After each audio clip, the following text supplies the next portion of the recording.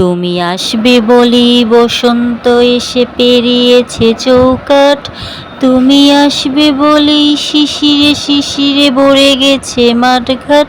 তো hello everyone, আসসালামু আলাইকুম। সবাই কেমন আছেন? আশা করি সবাই ভালো আছেন। আলহামদুলিল্লাহ আমিও ভালো আছি।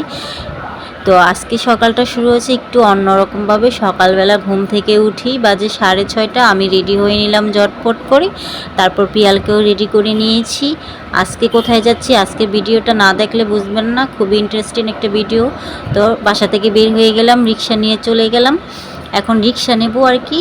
তো রিক্সা ভাড়া বেশি বলতেছিল, তো ফাইনালি নিয়ে নিলাম। যে বৃষ্টি হালকা ঝিরিঝিরি সকালবেলা বৃষ্টি পড়তেছে, অসাধারণ পরিবেশটা। এত সকালবেলা আমি কোথাও যাই না, ঢাকা শহরে এই প্রথম ফার্স্ট। তো আজকে কোথায় যাচ্ছি সেটাই বলবো। আজকে আমার বড় অপুর বাসায় আমাদেরকে দাওয়াত করেছে। তো আমি আর বাবু চলে গেলাম।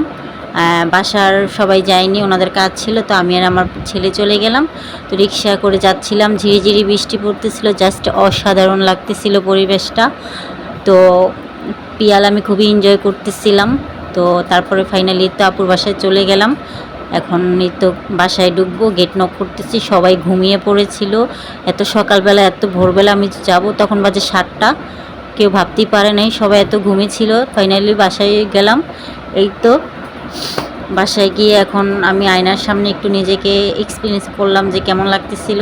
তো সকালবেলা কিন্তু দারুণ খাবার ছিল, জাস্ট অসাধারণ। আলুর ভর্তা, কচু দিয়ে, সিমের বিচি, পালং শাক দিয়ে চিংড়ি মাছ, তারপরে হচ্ছে এই ডাল, অনেক মজার খাবার ছিল। তো নাস্তা করার পর এখন কি করলাম, চা বসিয়ে দিলাম।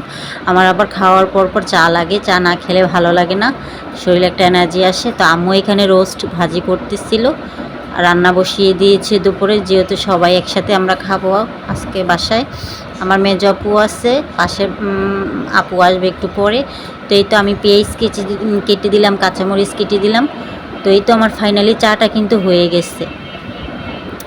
চাটা বানিয়েছি আমি নিজের হাতে, সবাইকে দিলাম। তো আমিও খেয়ে নিলাম। চা খেতে খেতে একটু নিজেকে অন্যরকম একটা ফিলিংস হচ্ছিল যে এই চাটার ভিতরে এমন কি আছে যে শরীরে একটা ফুর্তি চলে আসে। এক কাপ চায়ে যদি একটা শরীরে অন্যরকম ফিলিংস আসে তাহলে তো ভালোই হয়। তো আমি একটু ভিডিও করে নিচ্ছিলাম। তো এই হচ্ছে আমার ভিডিও। তারপর হচ্ছে চাটা খাওয়া শেষ, এখন রান্নায় চলে গেলাম। এই তো আম্মু রোস্ট রান্না কমপ্লিট হয়ে গেছে। এখানে 3টা ফার্মের মুরগি দিয়ে রোস্ট করেছে, অনেকগুলো রোস্ট, এখানে অল্প দেখা যাচ্ছে আর কি।